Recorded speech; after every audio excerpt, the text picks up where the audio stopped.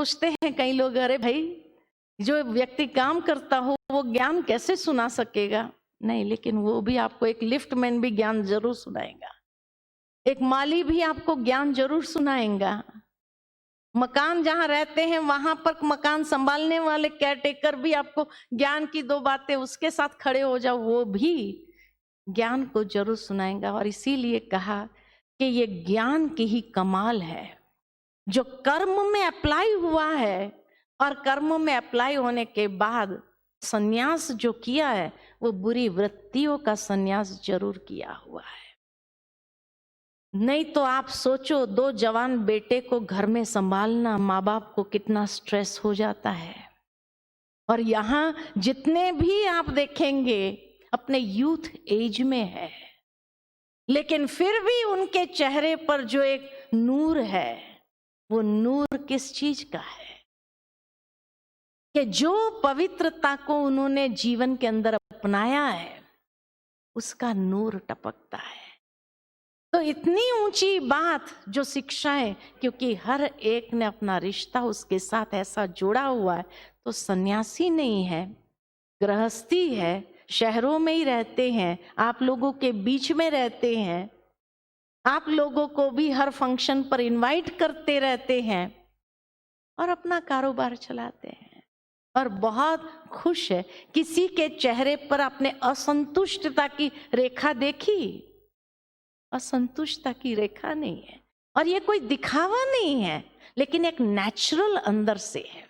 तो इसीलिए संन्यास योग और कर्म योग दोनों ही श्रेष्ठ है, क्योंकि संन्यास बुरी वृत्तियों का किया है, चीज वस्तुओं का नहीं।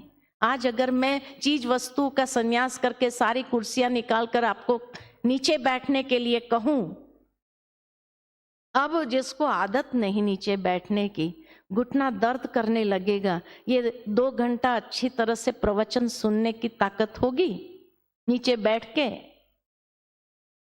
15-20 मिनट, आधा घंटा सुन लेंगे, फिर सोचेंगे अरे कब ये पूरा हो, कब ये पूरा हो।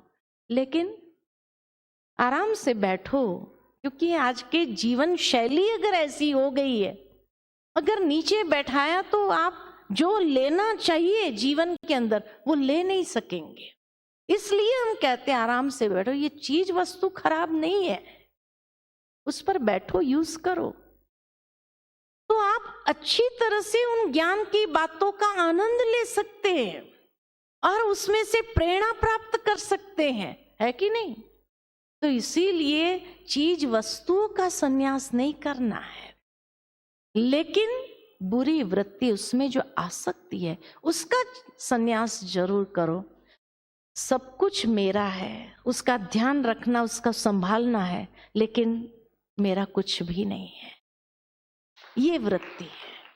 तो इसीलिए संन्यास योग को कर्म योग में शामिल कर लो, ये भगवान कहते हैं। और फिर भगवान आगे कहते हैं कर्म योग के बिना संन्यास की प्राप्ति नहीं हो सकती है। जो योग युक्त पवित्र आत्मा है और सर्व प्राणियों में आत्मा को ही देखते हुए उसका मन वश में होता है, ऐसे जितेंद्रिय सर्व कर्मेंद्रिय द्वारा कर्म करते हुए स्वयं को उससे भिन्न समझता है। जो व्यक्ति अनासक्त भाव से अपना कर्तव्य करता है और उसके सभी फल परमात्मा के प्रति समर्पित कर देता है, वह कर्म करते हुए कर्म बंधन से निर्लिप्त रहता है। जिस प्रकार कमल जल से निर्लिप्त रहता है, वैसे कर्म योगी हर कर्म आत्म शुद्धि के लिए ही होता है, और वह पुरुष 9 द्वार वाले देह में रहते हुए मन बुद्धि संस्कार पर अधिकार प्राप्त कर परम शांति और सुख का अनुभव करता है। जीवन में रहते हुए निर्लिप्त जीवन, कहने का भावार्थ यही है कि जीवन में रहते हुए उसके बंधनों से मुक्त जीवन। राजा जनक की बात याद आती है कि राजा जनक को हमेशा कहा जाता जीवन मुक्त स्थिति में रहता था, राजभाग में था, राज्य भाग्य था, लेकिन राजभाग में रहते हुए भी निर्लिप्त। कहा जाता है कि एक बार राजा जनक ने कहा कि मुझे कोई जीवन मुक्ति का ज्ञान 1 सेकंड में दे। काफी लोग आए उसको ज्ञान देने के लिए, लेकिन राजा जनक ने कहा मुझे 1 सेकंड में और प्रैक्टिकल ज्ञान चाहिए। तब कहा जाता कि अष्टावक्र जी आते हैं और अष्टावक्र जी ने कहा कि मैं आपको ज्ञान अभी नहीं दूंगा, समय आने पर दूंगा। सभा विसर्जित हो गई। राजा जनक ने सोचा अभी क्या करूं, तो उसने अपना घोड़ा मंगाया कि थोड़ा सैर करके आता हूं। जैसे ही घोड़ा आया और घोड़े पर चढ़ने गया, एक पैर घोड़े पर था, एक पैर जमीन पर था, कि दूर से अष्टावक्र ने आवाज लगाई, ठहरो राजन, इस वक्त कहां हो? राजा सोच में पड़ गया कि घोड़े पर होते हुए घोड़े पर नहीं हूं, जमीन पर होते हुए जमीन पर नहीं हूं। क्या यही तो जीवन मुक्ति का ज्ञान है? क्या कैसे? तो कहा संसार में रहते हुए संसार आप में न हो, ये जीवन मुक्त स्थिति है। संसार में रहो लेकिन उसकी आसक्ति, उन बुरी वृत्तियों से अपने आप को निर्लिप्त रखो। यही ज्ञान जीवन मुक्ति का अनुभव के जीवन में रहते हुए परम आनंद, परम सुख का अनुभव कराता है। और तब से लेकर के राजा जनक ने इस विधि को अपनाते हुए राज्य भाग्य में रहता था। भाग्य भी संपूर्ण था, चीज वस्तुओं का त्याग नहीं किया, लेकिन फिर भी जीवन मुक्त निर्लिप्त जीवन। कहा जाता कि कुछ समय के बाद एक सन्यासी आया उनके पास और कहने लगा कि हे राजा जनक, मैंने सब कुछ सन्यास कर दिया, छोड़ दिया, सन्यासी बन गया, फिर भी मेरा मन विचलित होता है। मैं कैसे मानूं कि आप इस राज्य भाग्य का अनुभव करने के बाद आपका मन विचलित नहीं होता है? आपके पास कोई प्रमाण है?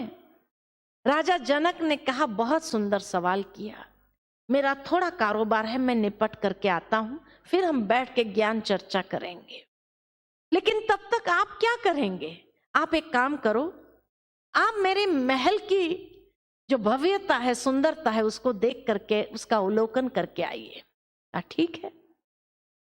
लेकिन राजा जनक ने कहा उस सन्यासी को कि देखो, वहां पर जिस एरिया में आप जाएंगे, सारा कारीगरी को देखने के लिए अभी वो बन रहा है, लाइट लगी नहीं है। आप एक काम करो, अंधेरा होगा, ये दीपक लेकर के जाइए, और खिड़की दरवाजे भी लगे नहीं हैं, और हवा की वही दिशा है। ध्यान रहे दीपक बुझ नहीं जाना चाहिए, नहीं तो आप कुछ देख नहीं पाएंगे। का कोई बात नहीं, मैं ध्यान रखूंगा। और वो गया सन्यासी सारा महल का अवलोकन करने के लिए। बहुत सुंदर कारीगरी सारी देख करके जब आया, तब तक राजा जनक ने भी अपना सब कारोबार निपटा करके आ गए। और जैसे आए, सन्यासी जी भी आ गए। राजा जनक ने पूछा, आपने महल देख लिया? कहाँ देख लिया? का कैसा लगा? का बहुत सुंदर कारीगरी थी। राजा जनक ने पूछा, ध्यान कहाँ था? का ध्यान तो दीपक पर था, कि दीपक बुझ नहीं जाना चाहिए।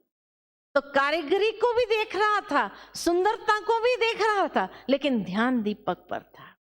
राजा जनक ने कहा, यही रहस्य है कि इस राज्य भाग्य में रहने के बाद भी मेरा ध्यान उस आत्मरूपी दीपक पर रहता है कि आत्मरूपी दीपक बुझना नहीं चाहिए। यही जीवन मुक्ति का अनुभव कराता है। यही निर्लिप्त जीवन का आधार है कि रहना भी उसी में है, सब भोगना भी है। ये नहीं कि भोगना नहीं है, लेकिन फिर भी निर्लिप्त भी रहना है। उसके बाद भगवान ने बहुत सुंदर बात कही कि परमात्मा मनुष्यपन में कर्तापन को नहीं रचता है, न ही कर्मों को रचता है, और न ही कर्म फल के संयोग को रचता है। परंतु स्वभाव में स्थित प्रकृति के दबाव के अनुसार ही सब बरतते हैं।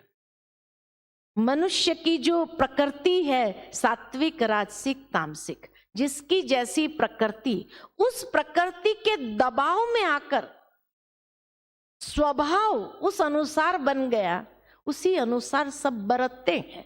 बाकी भगवान का रोल कहीं नहीं है। अक्सर मनुष्य यही समझता है कि जो कुछ भी हो रहा है ना इस संसार में, पत्ता पत्ता जो हिलता है भगवान की मर्जी से हिलता है। ये हाथ ही उठता है तो भगवान की मर्जी से उठता है। अब सोचने की बात यह है कि ये हाथ उठा और जाकर किसी को थप्पड़ मारा तो क्या कहेंगे, भगवान की मर्जी हुई? भगवान की मर्जी ऐसी होती है? पत्ता पत्ता आज अबजों पत्ते होंगे, क्या भगवान बैठ के एक एक पत्तों को हिलाने का काम करेगा? उसके पास और कोई काम नहीं है। आज एक कंपनी में भी आप देखेंगे कि जो चेयरमैन होता है, मालिक होता है, जो चेयरमैन है, लोग कहने में ये कह देते कि ये मालिक की मर्जी से एक पत्ता भी नहीं हिलता इस कंपनी में। लेकिन उस कंपनी के अंदर मालिक के अलावा और भी है, मैनेजर है, सुपरवाइजर है, वर्कर है, सब है। कंपनी में कोई दीवार पर अगर कील मारनी है तो मालिक हथौड़ा और खिला लेके नहीं जाएगा उसको मारने के लिए। वर्कर का काम है, हर एक को अपना काम का डिस्ट्रीब्यूशन हुआ पड़ा है। वर्कर का काम अपना है, सुपरवाइजरों का काम अपना है, मैनेजरों का काम अपना है, डायरेक्टर का काम अपना है, चेयरमैन का काम अपना है।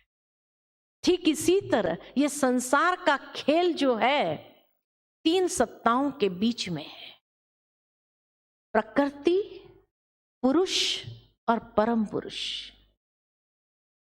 पुरुष यानी आत्मा, परम पुरुष यानी परमात्मा और प्रकृति। ये तीन के बीच में नेचर, ये तीन के बीच में खेल चलता है। लेकिन तीनों को अपना अपना कार्य मिला हुआ है। ये पत्तों को हिलाने का कार्य नेचर का है, वो नेचर को स्वतंत्रता है, वहां भगवान इंटरफियर नहीं करता है। वो हिलाता है पत्तों को, उसका काम वो है। आत्माओं को अपना काम मिला हुआ है अपने लेवल का। ये हाथ उठाने का काम व्यक्ति खुद करता है अपनी मर्जी से, प्रकृति के दबाव में आकर के। सात्विक, राजसिक, तामसिक कि यही प्रकृति अगर सात्विक प्रकृति के आधार पर है तो ये हाथ उठेगा किसी को आशीर्वाद देने के लिए। लेकिन अगर तामसिक प्रकृति का व्यक्ति होगा तो यही हाथ उठेगा किसी को थप्पड़ मारने के लिए। तो प्रकृति के दबाव में आकर स्वभाव में स्थित व्यक्ति बरतता है, उसमें परमात्मा का रोल नहीं है।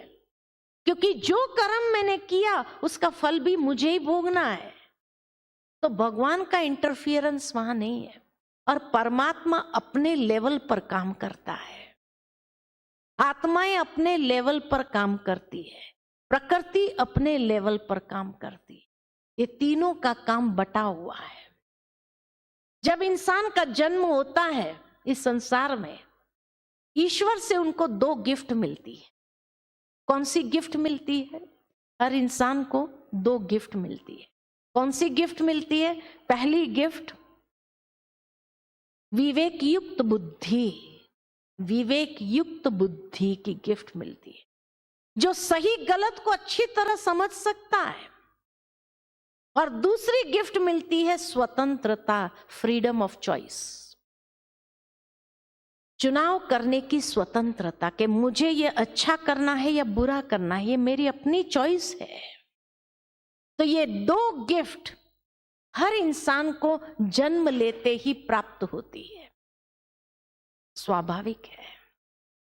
आज एक छोटा बच्चा होता है ना, उसके सामने भी आप झूठ बोल करके देखो, वो बच्चा तुरंत कहेगा अपनी विवेक युक्त बुद्धि से, आपने झूठ बोला। उसको भी समझ है कि ये सही नहीं बोल रहा है, लेकिन उस समय बड़े क्या कहते हैं, चुप बैठ, समझता नहीं, बीच में बोलता है। अब जैसे ही वो बात हमने उसको कही तो बच्चा चुप तो जरूर हो जाता है, लेकिन उसके अंदर में एक द्वंद्व चलता है कि मेरा विवेक कहता है ये झूठ बोल रहा है, ये सही नहीं बोल रहा है, और ये कहता है मैं समझता नहीं हूं। क्यों नहीं समझता हूं, मुझे पता है ये झूठ बोल रहा है। कई बार बच्चे आपके पास आकर बोलते हैं कि भाई हमारे टीचर ने कहा, मैं समझता नहीं, और वो झूठ बोले जा रहे हैं। कहते हैं कि नहीं कहते हैं? बच्चे माँ बाप को आकर सुनाते हैं कि नहीं सुनाते? तो एक बच्चे के पास भी ये विवेक है, ये बुद्धि है कि ये व्यक्ति सही नहीं कर रहा है। लेकिन उस समय जब बड़े ने कहा चुप बैठ, समझता नहीं, बीच में बोल रहा है, चुप तो हो जाता है। लेकिन फिर उसकी प्रकृति जैसा माहौल उसको मिला, उसके दबाव में आकर के, अगर तामसिक प्रकृति का होगा तो वो सोचता है माना झूठ बोलना यही सही है, तो दूसरी बार वो आपके सामने ही झूठ बोलेगा। और तब बड़े क्या कहे, झूठ बोलता है, कहां से सीखा, ऐसा कोई करता है क्या? अब वो बच्चा अंदर में बहुत द्वंद्व में चलता है कि जब मैंने सही बोला तो ये कहता है तुम समझता नहीं है, जब मैंने झूठ बोला तो कहता है झूठ बोलता है, कि कहां से सीखा। अब ये द्वंद्व उसको कहां ले जाएगा कि जिस तरह की प्रकृति के दबाव में वो जीता है, उसके अंतर्गत वो उसी चीज को अपनाता है। तो उसमें परमात्मा का रोल कहां आया? इसलिए मनुष्य जो करता, कर्म का सिद्धांत यही है, जो करेगा सो पाएगा, जैसा करेगा वैसा पाएगा, जितना करेगा उतना पाएगा। ये कर्म सिद्धांत है जो हर एक मनुष्य पर अप्लाई होता है, उसमें परमात्मा का रोल नहीं है। इसलिए भगवान ने कहा परमात्मा मनुष्य में कर्तापन नहीं रचता है, न ही कर्मों को रचता है और न ही कर्म फल के संयोग को रचता है, परंतु स्वभाव में स्थित प्रकृति के दबाव के अनुसार सब बरतते हैं।